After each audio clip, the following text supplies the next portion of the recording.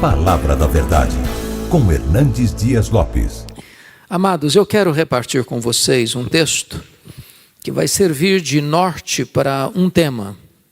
E o texto é 2 Reis, capítulo 20. Peço que você abra, por favor. 2 Reis, capítulo 20.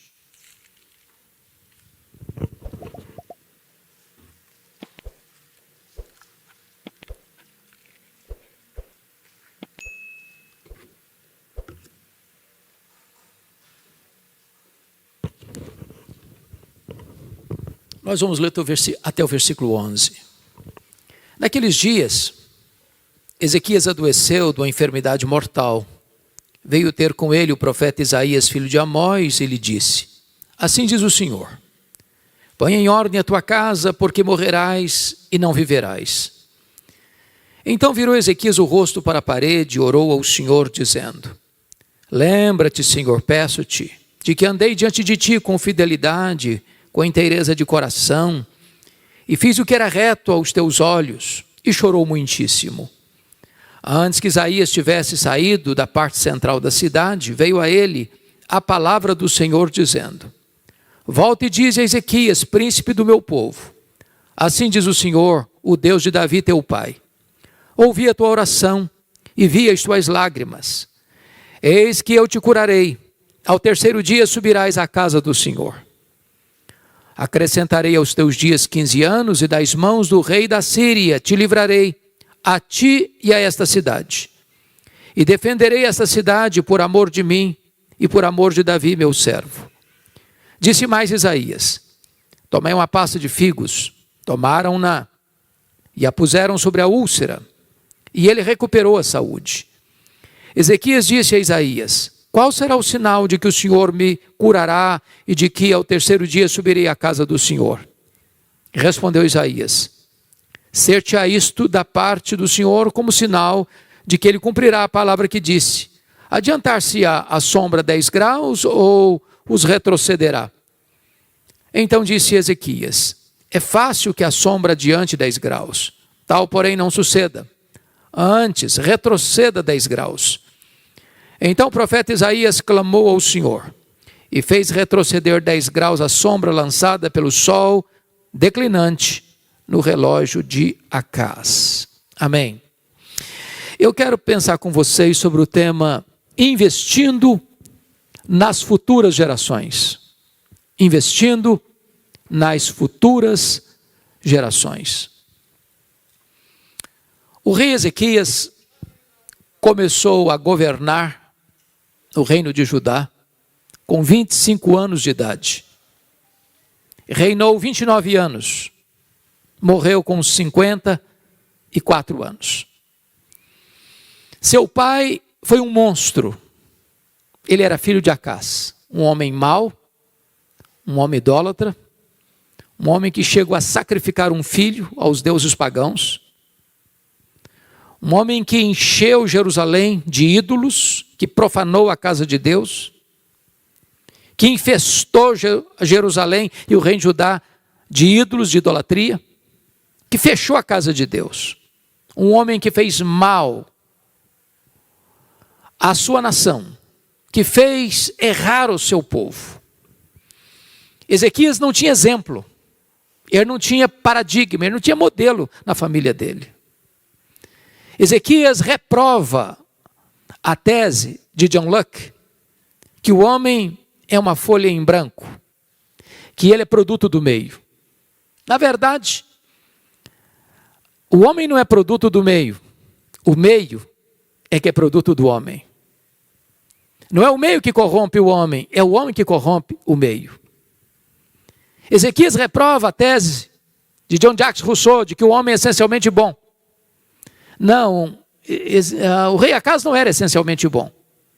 Mas apesar de ter uma família completamente desajustada, apesar de ter um pai completamente mau, Ezequias opta por ser um homem diferente. E ele foi um rei piedoso. A ponto da Bíblia dizer que antes dele ninguém foi igual a ele, e depois dele ninguém foi semelhante a ele.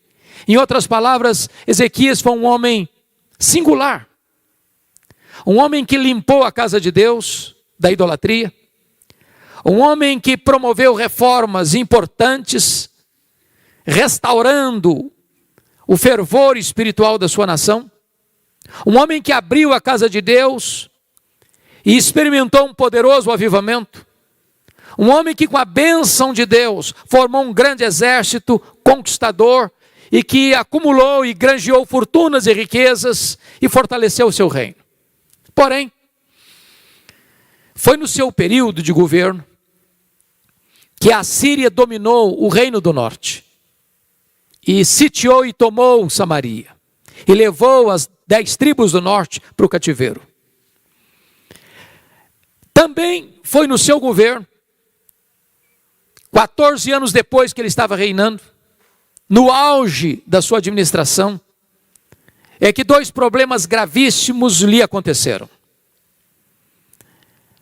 Esta mesma Síria, que a essas alturas era o mais poderoso império do mundo, cercou Jerusalém com um forte grupo de soldados, pelo menos 185 mil soldados. A cidade fica sitiada, Jerusalém não tem como preparar uma resistência àquele sítio, àquele cerco tão terrível. E se não bastasse este problema de um cerco militar, de um ataque poderosíssimo, de um exército cruel e expansionista, nessa mesma data, Ezequias enfrenta um segundo problema, uma doença, uma úlcera, que a medicina da época não conseguiu contornar. E ele recebe então a visita do profeta Isaías, mandado pelo próprio Deus, com um ultimato para ele. E o ultimato era este: põe em ordem a tua casa, porque morrerás e não viverás. Aquilo não foi um conselho apenas, foi um ultimato. E o rei, com tanto poder, com tantas fortunas, não tem mais nada a não ser uma parede. E para a parede ele se volta e ora fervorosamente e chora copiosamente, e Deus responde rapidamente. O profeta não tinha saído do centro da cidade ainda, quando o próprio Deus o ordena: vai lá, volta ao rei e dize a Ezequias, príncipe do meu povo, eu ouvi a sua oração, eu vi as suas lágrimas, eu te curarei e te darei mais 15 anos, e livrarei Jerusalém do poder da Síria, e no 3º dia tu subirás à casa de Deus. Pois bem, naquela conjuntura de afronta da Síria, quando o líder dizia para ele: renda-se, porque nenhum Deus pode livrar você da minha mão. O anjo do Senhor, não foi um anjo, o anjo do Senhor. Uma expressão da segunda pessoa da Trindade pré-encarnada. Naquela noite, matou 185 mil soldados assírios. E Deus livrou Jerusalém do poder da Síria. Mas quando o profeta chega para Ezequias, para lhe dar essa informação de 2 milagres que ele contemplaria, a cura da doença e a libertação do ataque assírio, o rei pergunta ao profeta: que sinal eu tenho de que Deus vai me curar? E que no 3º dia eu subirei à casa de Deus? E o profeta lhe pergunta: o que você quer? Que a sombra do relógio de Acais avance 10 graus ou retroceda 10 graus? O rei pensou: no mundo inteiro, relógio só anda para frente. Você nunca viu o relógio da marcha ré. É fácil avançar. Tal não aconteça. Se é que Deus vai fazer um milagre, eu quero maior. Que retroceda 10 graus. E diz a Bíblia que Isaías ora e Deus retrocede 10 graus na sombra do relógio de Acás, para dar evidência ao rei de que Deus falara a verdade, de que promessa de Deus e realidade são a mesma coisa. Um grande milagre, um estupendo milagre, um extraordinário milagre, que reverbera para fora dos horizontes de Israel, que vai chegar lá na longínqua Babilônia, que estava se formando e ensaiando a se tornar o mais poderoso império do mundo. Pois bem, o que aconteceu depois disto? Vejamos. A Bíblia diz que o rei da Babilônia, ao saber deste estupendo milagre, forma uma comitiva diplomática, compra presentes, escreve cartas e envia essa comitiva diplomática para se alegrar com o rei Ezequias, congratular-se com ele. E quando ele recebe essa comitiva, diz a Bíblia, ele abre os seus tesouros, ele abre o seu palácio, ele abre o seu arsenal, e ele revela quão poderoso, quão grande, quão magnífico ele era. Quantas riquezas, quanto poder, quanto arsenal bélico, quanta força, quanto esplendor, quanta riqueza. E eu queria que vocês, por favor, conferissem isso comigo, a partir do versículo 12 do texto lido. Nesse tempo, Merodach-Baladã, filho de Baladã, rei da Babilônia, enviou cartas e um presente a Ezequias, porque soube que estivera doente. Ezequias se agradou dos mensageiros e lhes mostrou toda a casa de seu tesouro, a prata, o ouro, as especiarias, os óleos finos, o seu arsenal e tudo quanto se achava nos seus tesouros. Nenhuma coisa houve, nem em sua casa, nem em todo o seu domínio, que Ezequias não lhes mostrasse. Mas o relato de Reis não registra um detalhe que está por trás de toda essa demonstração do seu poder e da sua glória. E eu gostaria que vocês fossem comigo para o segundo livro das Crônicas 32, depois retornaremos para esse texto, porque lá tem uma informação muito importante. Segundo livro das Crônicas 32, por gentileza, a partir do verso 24. Naqueles dias, adoeceu Ezequias mortalmente. Então orou o Senhor, que lhe falou e lhe deu um sinal. Mas não correspondeu Ezequias aos benefícios que lhe foram feitos, pois o seu coração se exaltou, pelo que houve ira contra ele e contra Judá e Jerusalém. Irmãos amados, receber um milagre de Deus é um grande privilégio, mas é também uma grande responsabilidade. Porque quando Ezequias recebe aquela comitiva diplomática da Babilônia, e ele abre os seus tesouros, e ele mostra o seu arsenal, e ele mostra o ouro, a prata, a sua grandeza, o seu esplendor, a sua riqueza, diz a Bíblia que ele não deu uma palavra sequer para exaltar a Deus, para glorificar a Deus, para reconhecer que a libertação da Síria e a cura milagrosa viera de Deus. Ele enalteceu a si mesmo, ele não exaltou a Deus. Aquilo foi mal aos olhos do Senhor. Qual é o resultado disso? Eu preciso que você volte comigo, por favor, para o texto original, 2 Reis 20, para entendermos o que aconteceu. Por gentileza, olha aí comigo. Versículo 14 agora. Está escrito o seguinte: então Isaías, o profeta, veio ao rei Ezequias e lhe disse: que foi que aqueles homens disseram e de onde vieram a ti? Respondeu Ezequias: de uma terra longínqua vieram, da Babilônia. Perguntou ele: que viram em tua casa? Respondeu Ezequias: viram tudo quanto há em minha casa, coisa nenhuma há nos meus tesouros que eu não lhes mostrasse.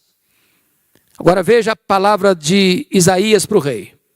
Então disse Isaías a Ezequias: ouve a palavra do Senhor. Eis que virão dias em que tudo quanto houver em tua casa, com o que entesouraram teus pais, até o dia de hoje será levado para a Babilônia, não ficará coisa alguma, disse o Senhor. O que está acontecendo aqui?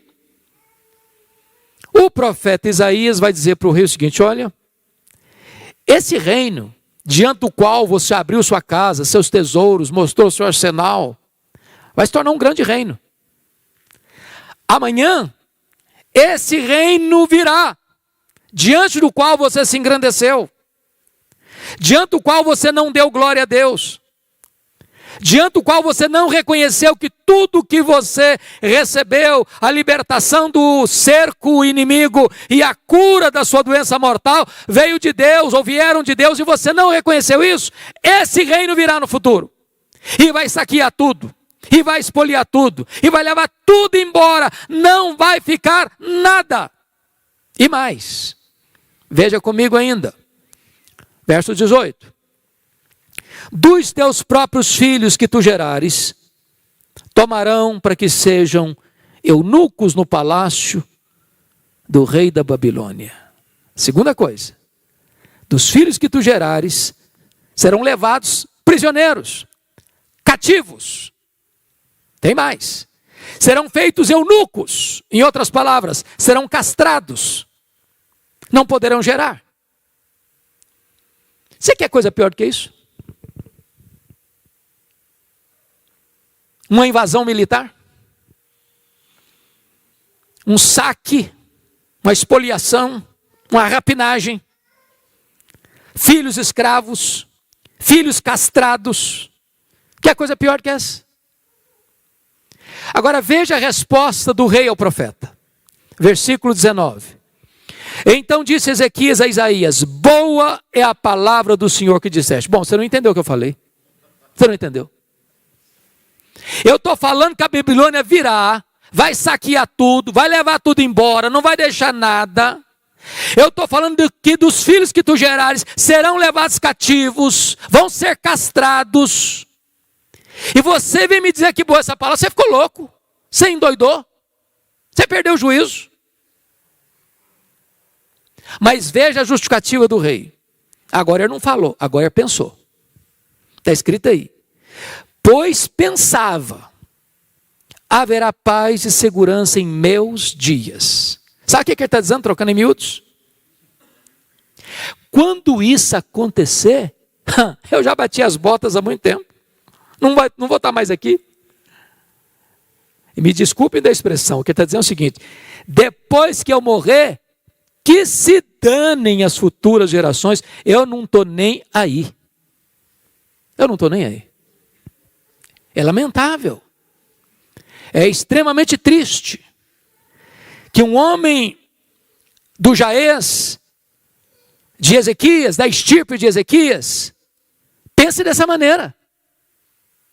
Ele só está preocupado com ele, ele só se importa com ele, ele só olha para o seu umbigo, ele não está preocupado com as futuras gerações, ele não está interessado com o que vai acontecer depois que ele partir. Ele não está comprometido com esta causa de investir nas futuras gerações. Pois bem, vamos prosseguir nesse entendimento. Vejamos agora o capítulo 21. Tinha Manassés 12 anos de idade, porque está escrito aí, no verso 21, do 20, descansou Ezequias com seus pais, e Manassés, seu filho, reinou no seu lugar. Vamos entender agora. Tinha Manassés 12 anos de idade quando começou a reinar, e reinou 55 anos em Jerusalém. Bom, qual a conclusão que vocês chegaram aqui? Quantos anos ele começou a reinar? 12 anos. Qual a conclusão que vocês chegaram? Se Ezequias adoecer a tua casa, porque morrerás e não viverás. Veja você que pôr em ordem a casa é mais do que pôr em ordem a vida. Nenhum homem, nenhuma mulher está preparado para morrer se ainda não colocou sua casa em ordem. Porque Deus não nos chamou apenas para viver egoisticamente. Deus nos chamou para investir na nossa família e nas futuras gerações. Agora pense comigo que se Ezequias tivesse levado a sério essa ordem de Deus, sabendo que Manassés era o seu sucessor e o seu herdeiro, e sabendo que Deus tinha dado uma ordem tão clara e tão incisiva e tão eloquente para ele, o que ele teria feito? Ele teria investido nesse menino. Ele teria discipulado esse filho. Ele teria feito de tudo para transmitir a sua fé para esse filho. Ele teria caminhado com esse filho, ensinado esse filho, dado exemplo para esse filho, preparado esse menino para o reino de Judá, para ser o grande líder, para ser melhor que ele. Mas o que aconteceu? Vamos ver. Versículo 2. Fez Manassés o que era mal perante o Senhor, segundo as abominações dos gentios, que o Senhor expulsara das suas possessões e diante dos filhos de Israel. Pois tornou a edificar os altos que Ezequias seu pai havia destruído, e levantou altares a Baal, e fez um poste ídolo como o que fizera Acabe, rei de Israel, e se prostrou diante de todo o exército dos céus, e o serviu. Verso 4, edificou altares na casa do Senhor, da qual o Senhor tinha dito, em Jerusalém porei o meu nome. Verso 5, também edificou altares a todo o exército dos céus, nos 2 átrios da casa do Senhor. Olha o verso 6. E queimou a seu filho como sacrifício, adivinhava pelas nuvens, era goureiro, tratava com médiuns e feiticeiros, prosseguiu em fazer o que era mal perante o Senhor, para o provocar a ira. Olha o verso 9. Manassés de tal modo os fez errar, que fizeram pior do que as nações que o Senhor tinha destruído diante dos filhos de Israel. Mas tem mais. Olha o verso 16.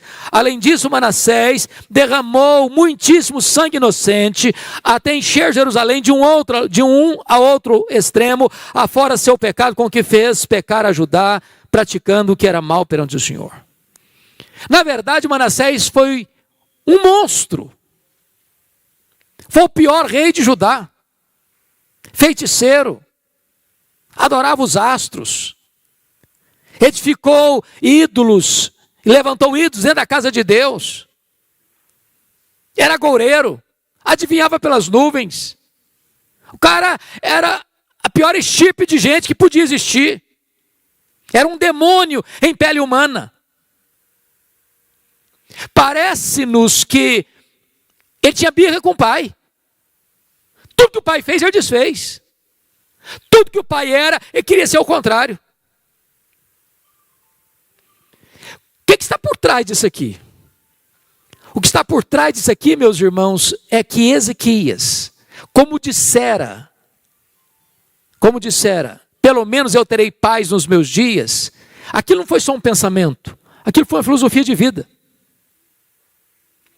De fato, ele não investiu nem no seu filho, quanto mais nas futuras gerações. Talvez para ele significava demais seu filho ser seu herdeiro e ser um próximo rei de Judá. Era tudo para ele. Poder, riqueza, fama, glória humana.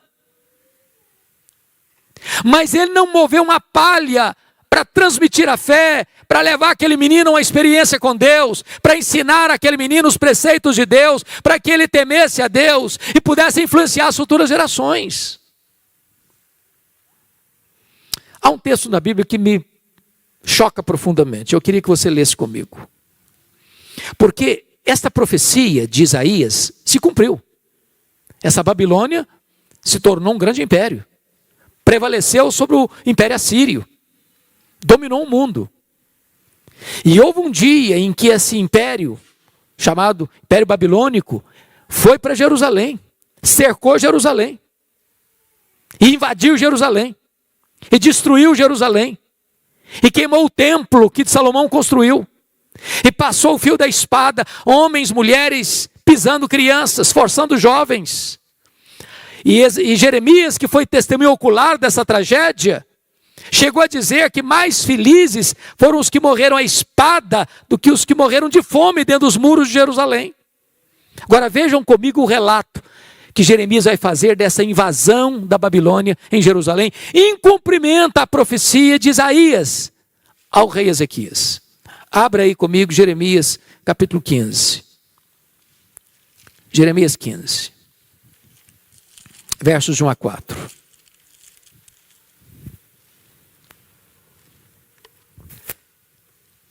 Jeremias foi testemunho ocular dessa invasão. A linguagem é pesada e ela retrata o horror que é uma invasão militar naquele tempo.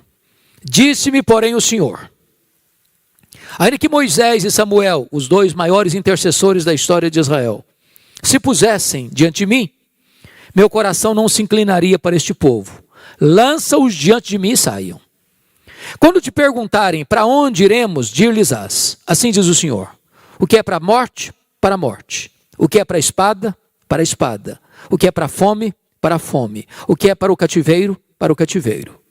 Porque os punirei com 4 sortes de castigo, diz o Senhor: com espada para matar, com cães para os arrastarem, e com as aves dos céus e as feras do campo para os devorarem e destruírem. Agora preste atenção no verso 4.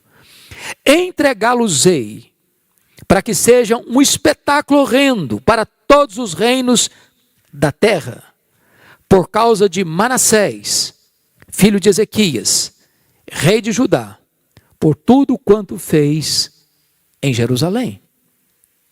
Só que Manassés já tinha morrido há tantos anos. Qual a conclusão que você chegou comigo aqui? É que o amargo cativeiro da Babilônia nasceu dentro da casa do rei Ezequias.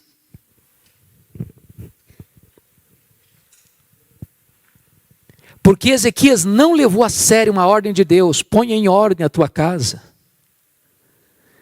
Um monstro o sucede no trono, seu filho, seu herdeiro. E esse monstro chamado Manassés foi tão cruel, foi tão mau, foi tão perverso, foi tão idólatra, que o cativeiro babilônico ou a destruição de Jerusalém vem como consequência de seus pecados. Irmãos amados, nós não somos neutros, nós estamos hoje fazendo uma semeadura para o futuro. Nós precisamos desesperadamente investir nos nossos filhos, nos nossos netos e nas futuras gerações.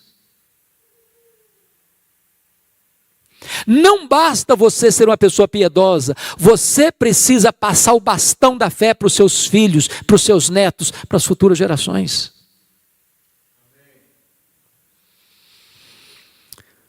Quando eu olho para a Bíblia, eu vejo, por exemplo, que Davi tentou salvar o mundo e perdeu a sua família. Eu vejo Noé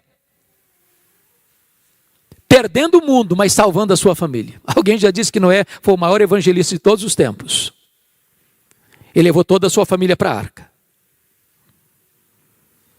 Talvez nós pudéssemos ser instrumentos nas mãos de Deus para salvar o mundo através da nossa família. Quando eu olho para a Bíblia, eu vejo que para algumas pessoas, ou para todos nós, Deus tem um plano bem específico. Por exemplo, qual era o grande projeto de Deus na vida de Moisés? Tirar o povo da escravidão do Egito. Qual era o grande propósito de Deus na vida de Josué? Era introduzir o povo na terra prometida. Qual era o grande propósito de Deus na vida de Davi? Era unificar um reino. Qual era o grande propósito de Deus na vida de Salomão? Era construir o templo para adoração a Deus. Qual era o grande propósito de Deus na vida de Neemias? Era reconstruir a cidade de Jerusalém. Qual era o grande propósito de Deus na vida de João Batista? Era preparar o caminho do Senhor para que ele se manifestasse. Qual era o grande propósito de Deus na vida de Pedro?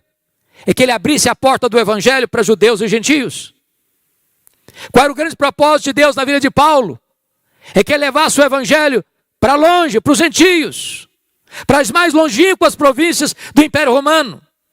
Talvez você pergunte, mas qual o propósito de Deus para aquele que nós chamamos de o pai dos crentes? O pai da fé? Abraão. Eu queria que você lesse isso comigo. Olha lá comigo em Gênesis, por favor. Capítulo 18. Isso é magnífico. Gênesis capítulo 18. Versos 18 e 19.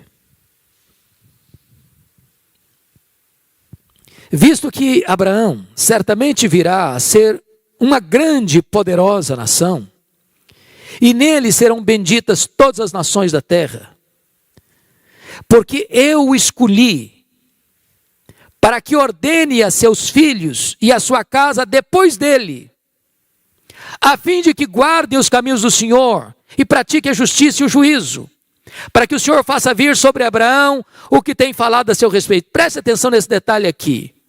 Eu o escolhi para quê? Olha o propósito. Para quê? Para que o quê?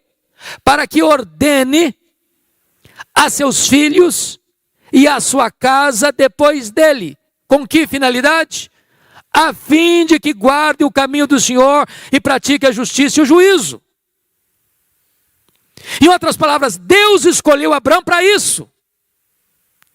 Para que ele influenciasse os seus filhos, a sua descendência, as futuras gerações. Mas pense comigo só uma coisa aqui. Quando Isaac, o filho da promessa, nasceu, quantos anos tinha Abraão? Quantos? 100 anos. Com que idade Isaac casou? 40 anos. Então quantos anos tem Abraão? 140. A mulher do Isaac, a Rebeca, era estéril. Quantos anos ele orou por ela para que ela fosse curada e concebesse? Quantos? 20 anos. Então, quando o Isaac e a Rebeca receberam 2 bebês em casa, o Esaú e o Jacó, quantos anos tinha Isaac? 60 anos. Quantos anos tem Abraão? 160 anos. Com que idade Abraão morreu? 175. Então, quantos anos Abraão teve para conviver com os netos? 15 anos. Só 15 anos. Como é que você entende isso? Que Deus o escolheu com um propósito de ensinar os seus filhos, a sua descendência, a pôr em Deus a sua confiança e a obedecer os preceitos de Deus. Como assim? Se ele só pôde conviver com os netos 15 anos, os netos bebês e ele já no auge da sua velhice. Talvez nós pudéssemos entender um texto das Escrituras que está em Hebreus capítulo 11, versículo 13. Eu acho isso incrível. Porque veja você comigo lá, Hebreus 11, 13.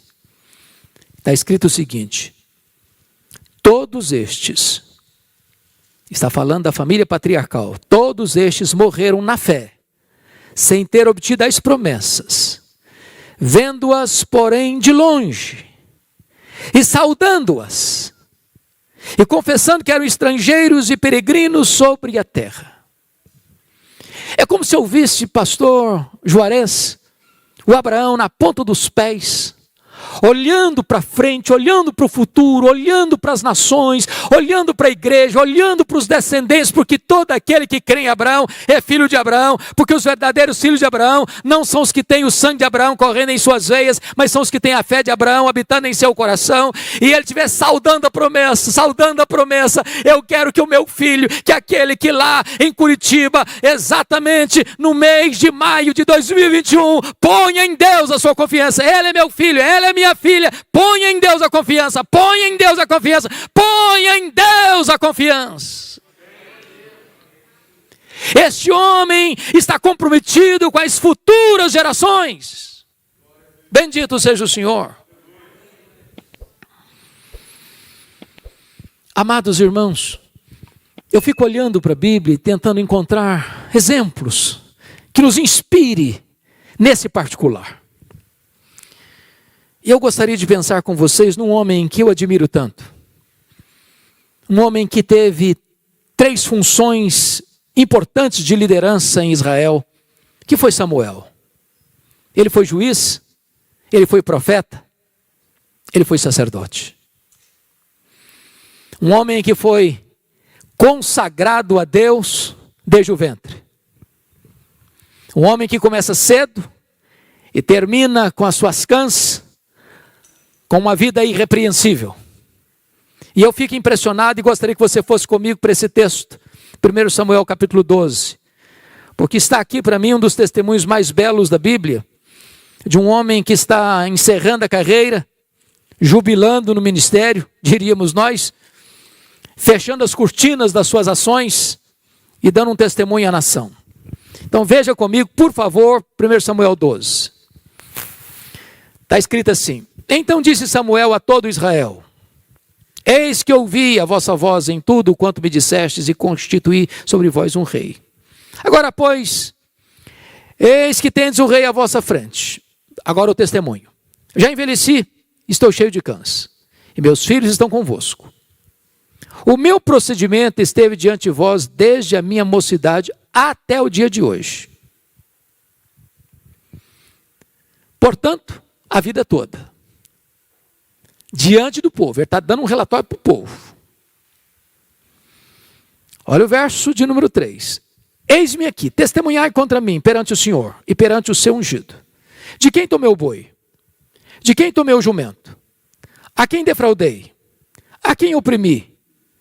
Das mãos de quem aceitei suborno para encobrir com eles os meus olhos?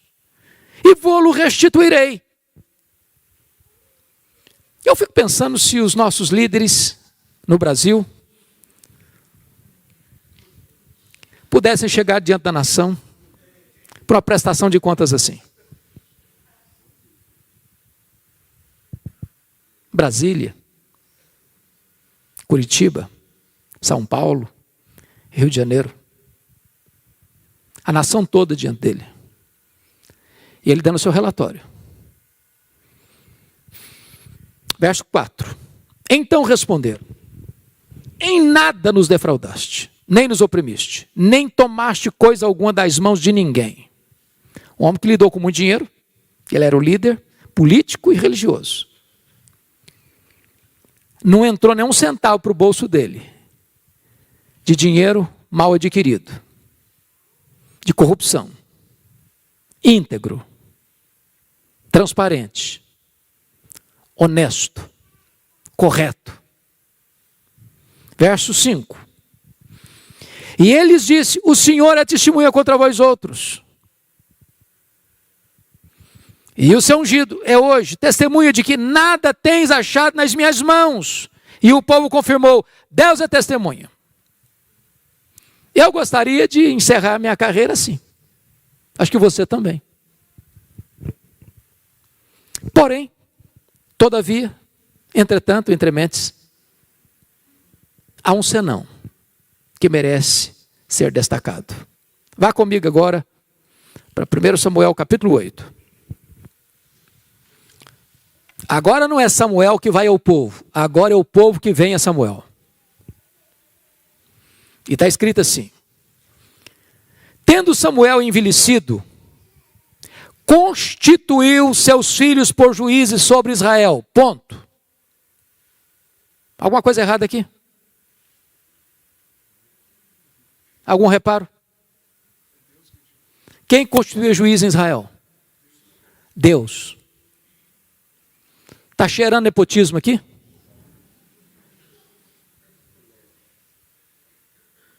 Samuel constitui seus filhos. E via de regra era um juiz.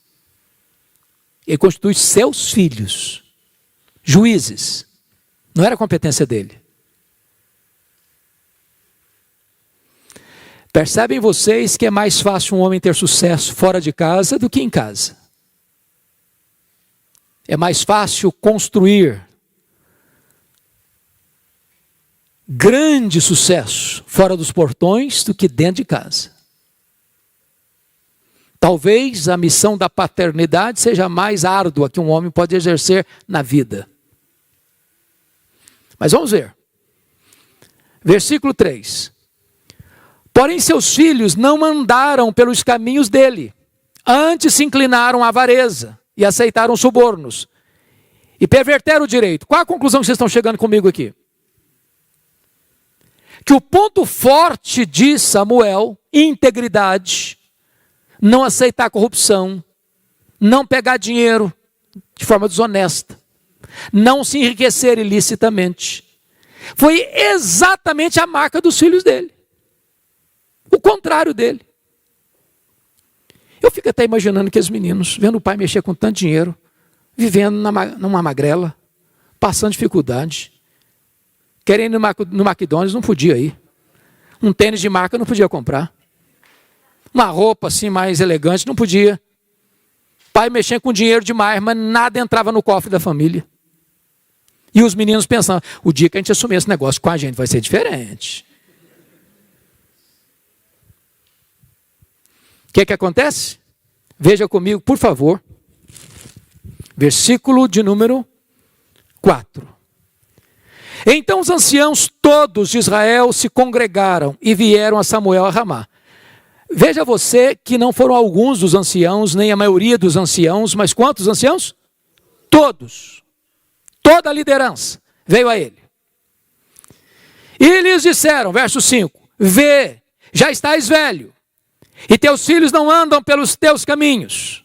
Constitui-nos, pois, agora um rei sobre nós, para que nos governe, como tem todas as nações. Preste atenção no que os líderes estão dizendo para Samuel. Ô Samuel, você é um cara legal. Você já está velho, quase batendo as botas. Se você vivesse mais tempo, com você nós fecharíamos. Mas com seus filhos, não. Você os constituiu juízes, mas eles não têm a mesma qualidade moral que você tem, eles não têm o mesmo compromisso que você tem, eles não têm os mesmos valores que você tem. Então, sob a liderança dos seus filhos, nós não queremos ficar. Então, antes de bater as botas, antes de morrer, faça-nos um favor, constitui-nos um rei, porque na liderança dos seus meninos nós não queremos ficar. Conclusão que vocês chegaram comigo? Assim como o cativeiro da Babilônia nasceu dentro da casa do rei Ezequias, a monarquia em Israel, rejeitando o governo teocrático, o governo de Deus, nasceu dentro da casa de Samuel.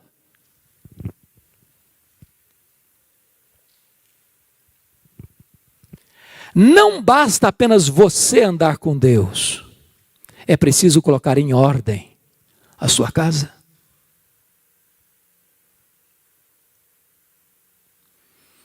A nossa geração dá muito valor a coisas, e nós estamos cada dia mais fascinados com coisas, e nós acumulamos coisas, e nós ajuntamos muitas coisas, e nosso coração vai ficando cada vez mais vazio. Queremos as melhores escolas para os nossos filhos, as melhores universidades para os nossos filhos, os melhores programas acadêmicos para os nossos filhos, queremos que eles passem nas melhores universidades, nós queremos que eles façam os melhores cursos de pós-graduação, mestrado, doutorado, nós queremos que eles galguem os empregos mais altos nas empresas mais famosas do mundo, e nada disso é errado e tudo isso é bom.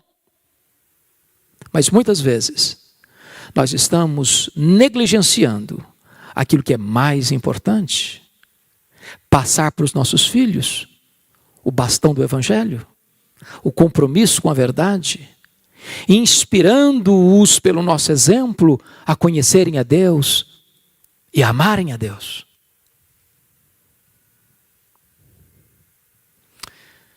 Meus irmãos, nós estamos numa corrida de revezamento.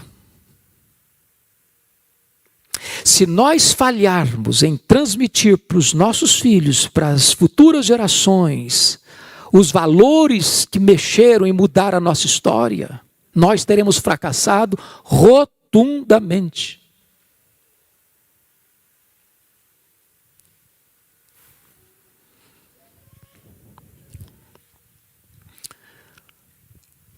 Nós estamos comemorando pouco mais de 500 anos de reforma. Que bênção. Porém, quando você vai para a Europa, parece-me que a Europa não tem tanto a celebrar. Você vai à Holanda e as igrejas estavam cheias de pessoas para buscarem a face de Deus até a década de 1960. De 1960 para cá, os templos estão lá, mas vazios. De vez em quando uma palestra social, de vez em quando um concerto musical, mas o povo não vem mais para a igreja no domingo para ouvir um sermão, para cantar louvores a Deus. Você vai para a Escócia, o berço do presbiterianismo. E nós fomos na capital, num dos templos mais belos, perto do castelo. E quando eu entrei, um templo belíssimo, com a torre empinada aos céus. E eu não vi bancos, eu não vi púlpito, porque o templo foi vendido. E hoje funciona ali dentro um bar. As pessoas se assentam ali para beber. Na terra de John Knox, onde o pai do presbiterianismo chorava e dizia: dá minha Escócia para Jesus, senão eu morro. Você vai para a Inglaterra, dos grandes avivamentos, John Wesley, George Whitefield, John Charles Ryle, William Wilberforce, William Carey, Charles Haddon Spurgeon, Mark Lloyd Jones, John Stott. Hoje menos de 4% dos ingleses frequentam a igreja evangélica. Os templos estão sendo vendidos e transformados em museus, em boates, em bares, em mesquitas muçulmanas. Por quê, irmãos? Porque os pais estão falhando em passar o bastão do evangelho para os seus filhos. Você chega em algumas igrejas na Europa e quando tem gente, você olha, é um mar de cabecinhas brancas. Porque a moçada não está mais.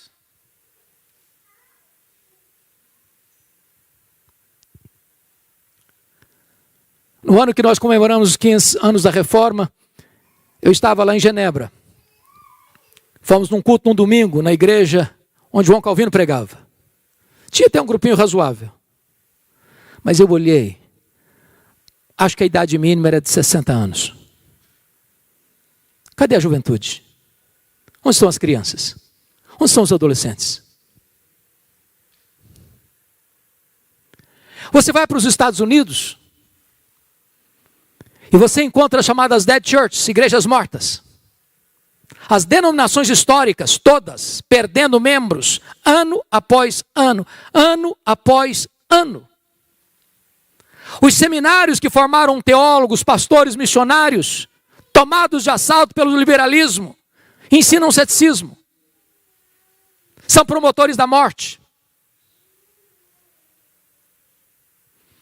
Preguei recentemente numa conferência em Nova York, e depois da conferência eu fui pregar numa igreja da Assembleia de Deus, a 30 minutos de onde eu estava hospedado no hotel. O pastor me pegou, me levou à igreja e ele passou comigo e me mostrou 11 templos vazios que estavam sendo vendidos, porque não tinha mais gente para frequentar. Qual o problema, irmãos? O problema é que não se investiram nas futuras gerações. E quando você olha para o Brasil, você tem alguns segmentos, você tem algumas denominações aqui no Brasil que já se renderam. Hoje o pastor Juarez estava me dizendo a bênção que ainda temos como igreja presbiteriana de ter 10 seminários, pastor? 10 seminários teológicos, com a graça de Deus, ensinando a palavra de Deus com fidelidade. Louvado seja o Senhor. Mas há denominações cujos seminários não creem mais que este livro é a palavra de Deus, aqui no Brasil. Há poucos dias, pastor Juarez, um pastor me telefonou com lágrimas nos olhos, chorando, soluçando ao telefone, disse: pastor Hernandes, a nossa denominação não batizou um crente por igreja por ano, em média.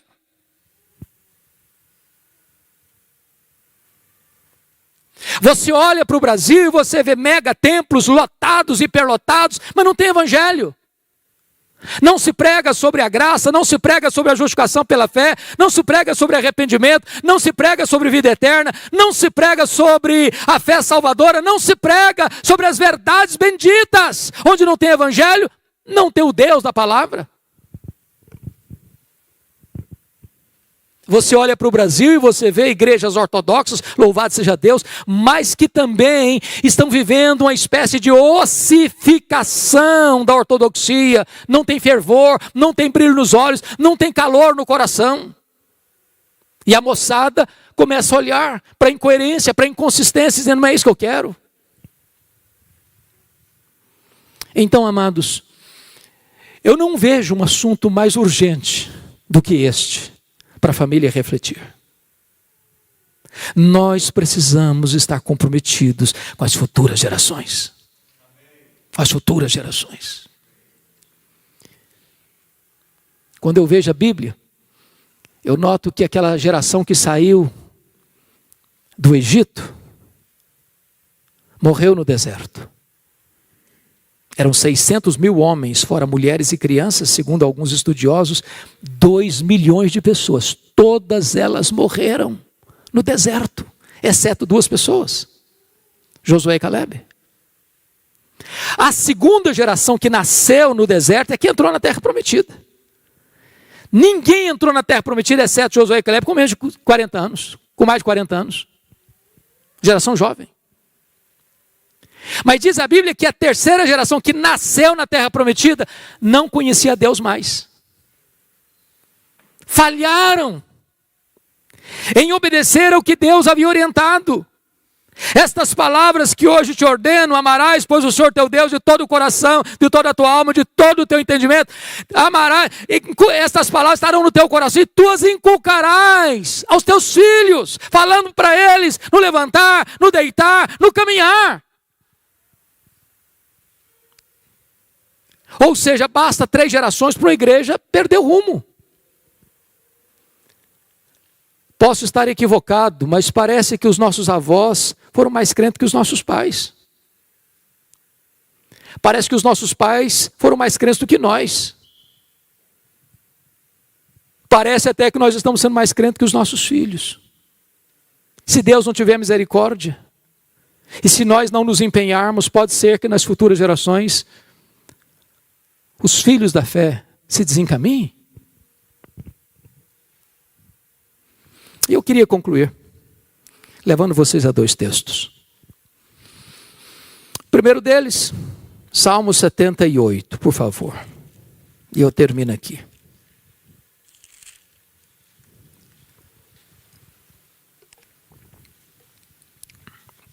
A partir do verso 3, está escrito o seguinte: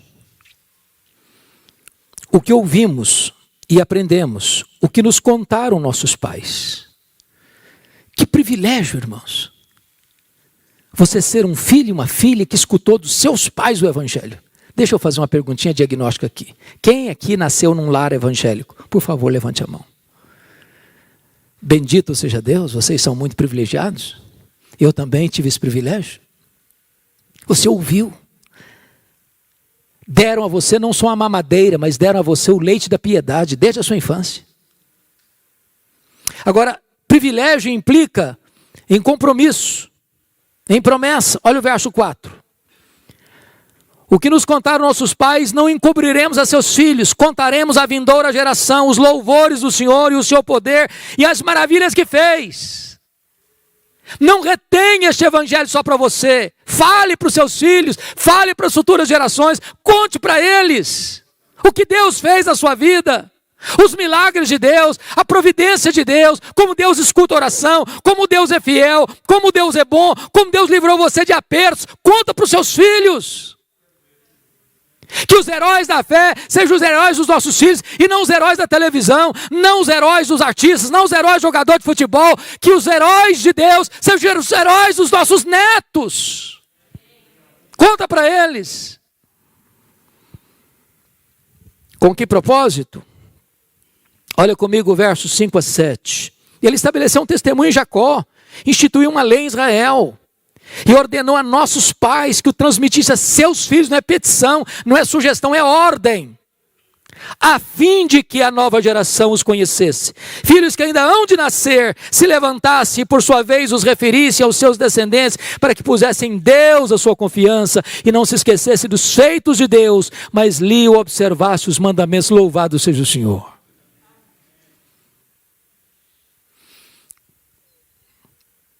Oh, amados irmãos, como isso é solene. Como isso é solene. E eu queria fazer um apelo aos papais, às mamães, aos avós. Vamos dedicar mais tempo aos nossos filhos, aos nossos netos. Vamos falar. Vamos testemunhar. Vamos chorar por eles, orar por eles. Nós não geramos filhos para a morte, nós não geramos filhos para o cativeiro. Nossos filhos são herança de Deus, nossos filhos são filhos da promessa. Não vamos desistir deles, não vamos abrir mão de vê-los salvos, de vê-los cheios do Espírito Santo, para que a geração de amanhã, a igreja de amanhã, seja mais viva, mais operosa, mais cheia do Espírito Santo que a igreja de hoje. Mas eu quero concluir com o testemunho do apóstolo Pedro. Eu fico impressionado, queridos irmãos, que Pedro foi um camarada que teve a sua morte profetizada. Não é simples esse negócio não, né? Porque Pedro um dia disse para Jesus assim: Senhor, por ti darei minha vida. Aí ele negou Jesus. Aí Jesus vai restaurar o Pedro e restaura. Aí Jesus diz assim para Pedro: Pedro, você lembra aquele dia que você falou que daria a sua vida por mim? Lembro sim, Senhor. Pois é, Pedrão, você vai dar a sua vida por mim. Vai ser agora não, quando você ficar velho. E eu vou até lhe dizer, você vai ser crucificado. Você vai estender as mãos, vão cingir você. Mas com esse gênero de morte, você vai me glorificar. Você vai glorificar a Deus. Está lá em capítulo 21 de João. Versículos 18 e 19. Está escrito assim: em verdade te digo que quando eras mais moço, te cingias a ti mesmo e andavas por onde querias. Quando porém fores velho, estenderás as mãos e outro te cingirá e te levará para onde não queres.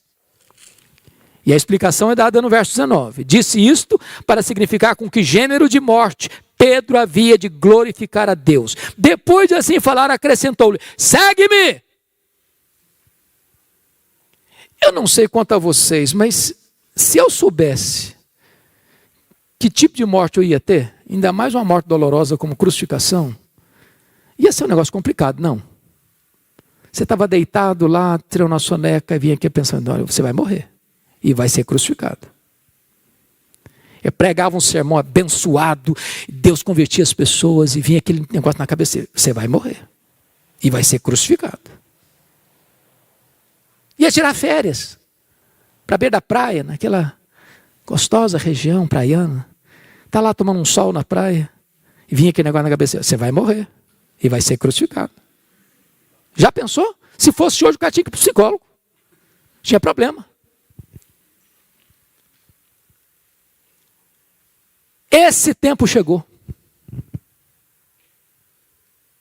E Pedro vai dar o testemunho de como ele enfrentou esse momento. Está escrito. Quer ver isso? Está lá na segunda carta dele, capítulo 1. E eu termino aqui. Segunda carta de Pedro, capítulo 1. Versículo 14 e 15. Isso é impressionante. Olha o que ele disse: certo de que estou prestes a deixar o meu tabernáculo. Está usando a mesma palavra que Paulo. Já estou sendo oferecido por libação. O tempo da minha partida é chegado. Certo de que estou prestes a deixar o meu tabernáculo, estou prestes a morrer. Como efetivamente nosso Senhor Jesus Cristo me revelou. Ou seja, a morte dele foi revelada. Foi profecia de Jesus. Mas de minha parte, esforçar-me-ei, de que maneira? Diligentemente, por fazer que a todo tempo, mesmo depois da minha partida, ou seja, mesmo depois da minha morte, conserveis lembrança de tudo. Sabe o que ele está dizendo? Eu vou morrer. Mas o que eu preguei não vai morrer. Os homens podem matar o pregador, mas nunca podem matar a pregação. Os homens podem algemar o pregador, mas os homens não podem algemar a palavra de Deus. Ele está dizendo, eu vou morrer, mas o que eu ensinei para vocês vai ecoar, e vai ecoar, e vai ecoar, e vai alcançar as futuras gerações.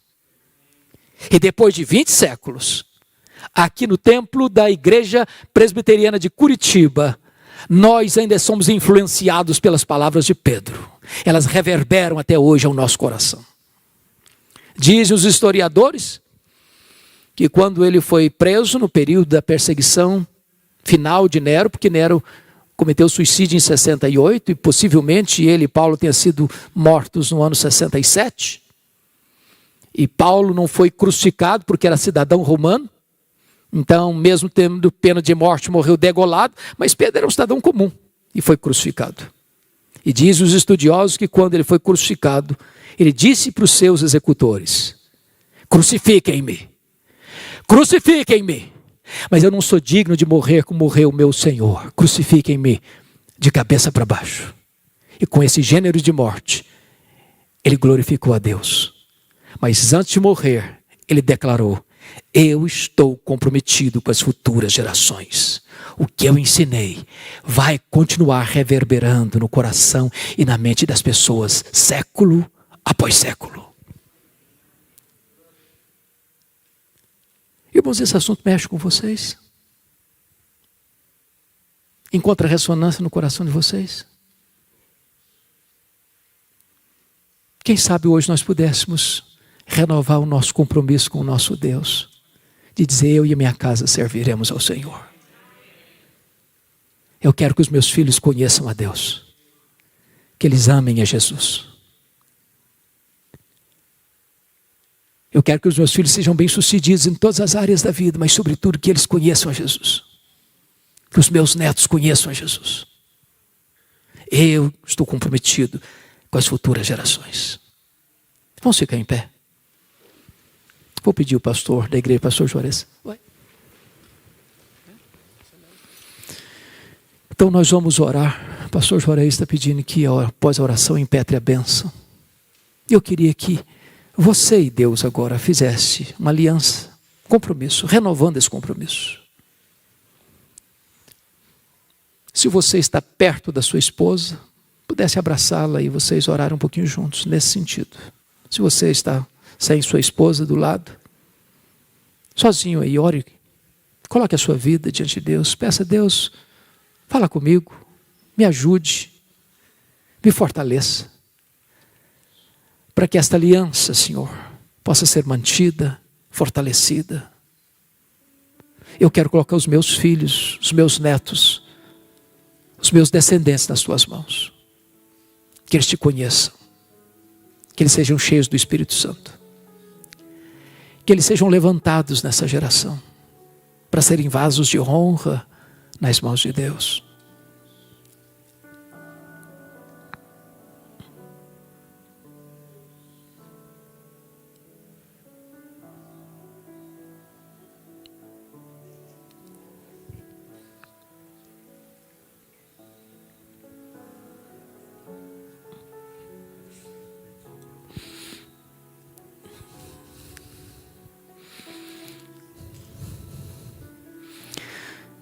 Ó Deus querido,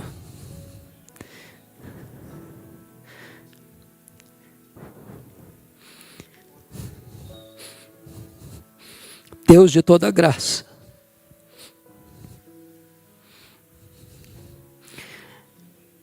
por amor do teu nome, volta o teu rosto para nós. Aqui está o teu povo, Senhor. As ovelhas do teu pastoreio, a quem tu amas.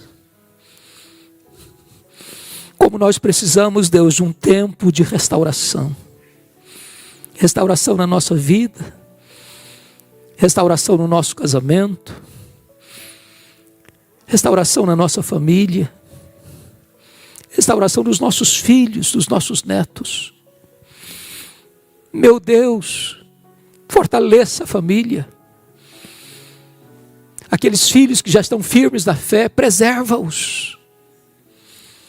Aqueles que estão claudicantes, meu Deus, fortaleça-os. Aqueles que se desviaram da igreja e se afastaram do redil, como pródigos, traze-os de volta, Senhor. Meu Deus, como nós poderíamos entrar na arca, sabendo que um filho nosso ficou fora dela? Como nós poderíamos entrar naquela casa, naquela noite fatídica, sabendo que um primogênito nosso estava fora do alcance do sangue do Cordeiro? Ah, meu Deus, salva os nossos filhos, alcance-os com a tua graça. Não permita que nós descansemos até ver os nossos filhos alcançados pela tua graça salvadora. Ajuda-nos, Senhor. Ajuda-nos. Fortaleça a nossa fé. Dá-nos a bênção de olhar como Abraão para as futuras gerações. E rogar que elas ponham no Senhor a sua confiança. Ah, meu Deus, nos ajude a ver tempos novos de refrigério da tua parte, de um sopro do teu Espírito, sobre a tua casa, sobre a tua igreja, sobre as famílias. Tempo de salvação, tempo de restauração, tempo de cura, tempo de volta para ti, tempo de quebrantamento na tua presença, tempo de renovo da tua parte, Senhor. Colocamos a nossa vida nas tuas mãos, a nossa casa nas tuas mãos, os nossos filhos, os nossos netos, os nossos descendentes nas tuas mãos, para que eles sejam levantados como colunas do teu santuário, para serem homens e mulheres cheios do Espírito Santo, para o louvor da tua glória, em nome de Jesus. Aleluia. Amém. Que a graça do Senhor Jesus Cristo, que o amor de Deus, o nosso Pai, e que a comunhão do Espírito Santo sejam sobre vós e sobre todo o povo de Deus, agora e sempre. Amém.